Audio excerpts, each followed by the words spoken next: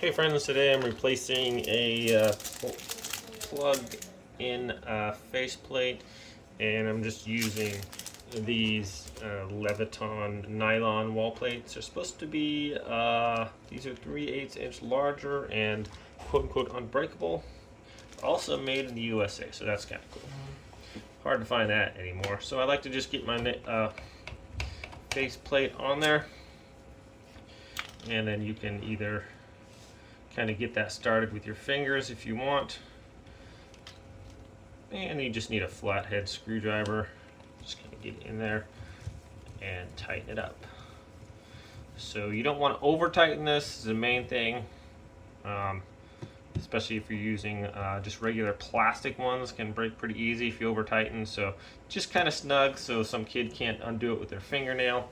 Pretty much that's what you want. Just make sure not to over tighten. These are supposed to be unbreakable, so they're a little bit tougher, or if they use the metal ones, then you don't have to worry too much about over tightening, but still, this is not, you're not trying to secure your pickup bed or anything like that, so these don't have to be like torque wrenched on there. So just keep that in mind when you put them on. Thanks for watching this video. I'll see you next time.